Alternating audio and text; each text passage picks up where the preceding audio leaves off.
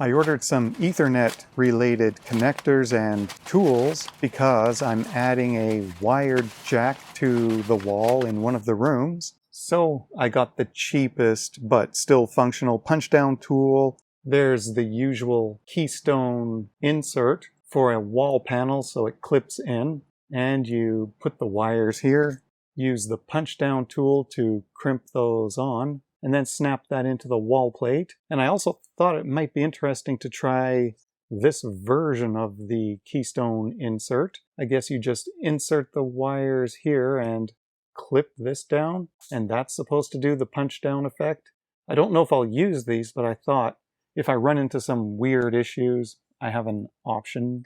Breadboard for focus. I'm going to need to make some custom length Cat6 cables as well, so I needed a bunch of these, and I'm having trouble getting it to show, but this is the style of plug where on the end of it, it's got the openings, so when you have those 8 wires coming in here, they end up passing through the other end, and you don't have to pre-cut them to exactly the length where you jam them in. So it's easier to just feed it through, pull it through to the length where the jacket goes in. So I bought a bunch of those. So hopefully in that room, I won't have to just depend on Wi-Fi after this. And also, while stocking up on parts, I've been looking for a certain style of potentiometer for guitar projects, and I'm having trouble locating it without having to buy it so that I'd have to import it and pay custom fees. I don't know if I missed something, but I can't find this style on DigiKey or Mauser or anywhere like that, or AliExpress. But I found a local supplier actually a couple of hours away from here, so I ordered 95 potentiometers in order to get good deal, no shipping. These bags are labeled A, C, and B because I guess they sorted them by the taper of the pot. So B is linear, A would be audio or logarithmic, and C would be the anti-log. But this is the reason I wanted these. The way these terminals come out and bend down, so you can put it on a PCB and have the knob facing up. Like on this guitar pedal I have apart, so they just go in like that and come up through the top of the effect pedal enclosure. You got the stomp switch and the control knobs, and they are Vimex. So I also did a little searching, and some people were saying they've been using Vimex and they're fine. And now 6 conductor ribbon cables. So one reason I wanted these, the spacing is 0.1 inch instead of the usual ribbon that's got closer conductors. So on a PCB, if you have a header jack footprint, you can just easily use a ribbon and you can go from one board to the next. As an example, here's another guitar pedal. I have a part I'm working on.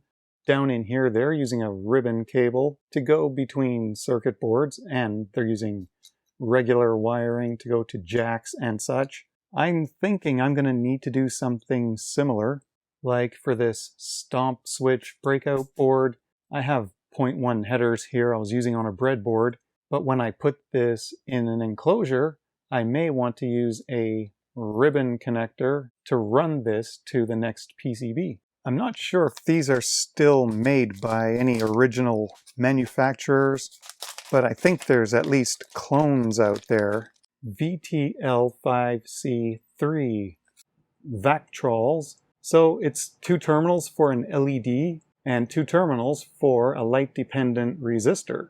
This is going to have a high resistance versus a low resistance based on if the LED is on at all or off. So as you change the brightness of the LED, you change the resistance. And in guitar circuits, for example, you can use that to change anything that a potentiometer might change so that you can turn the volume up and down and create a tremolo effect, things like that. So first, with no power at all, around 2 megs of resistance when the LED is dark.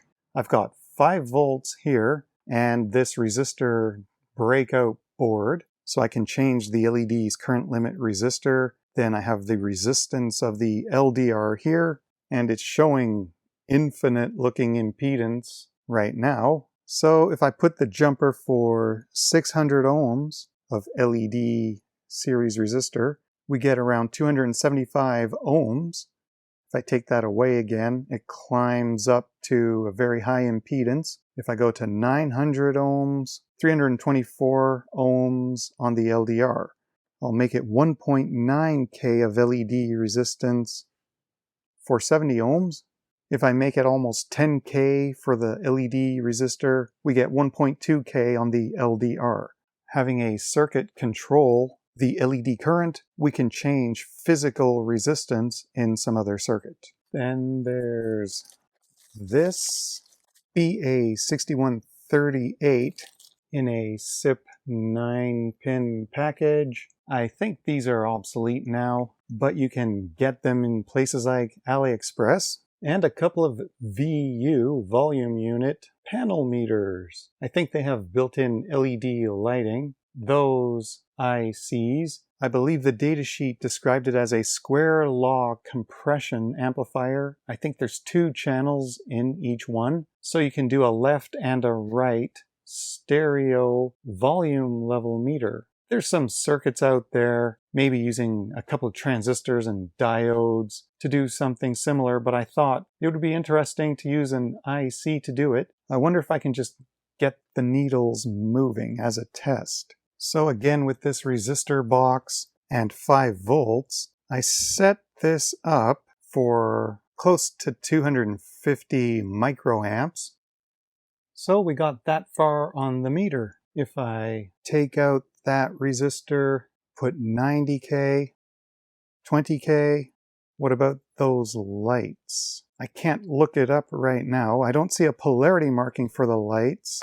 Now if I just start increasing voltage to the light, I'm seeing something in there. I'm at 5 volts. I looked up the specs on the backlighting. It says 6 to 12 volts AC or DC, recommending 9. So I'm going to turn this up. There's 3.6 volts. 2 of them I think I can see in there. I don't know what that is. LED of some sort.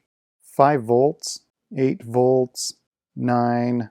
So maybe somewhere around 8 volts it stabilizes. And with the room light back on, you can't even see much of a backlight, except you can see the lights are actually on inside. So I look forward to getting this put to use if that audio VU chip works.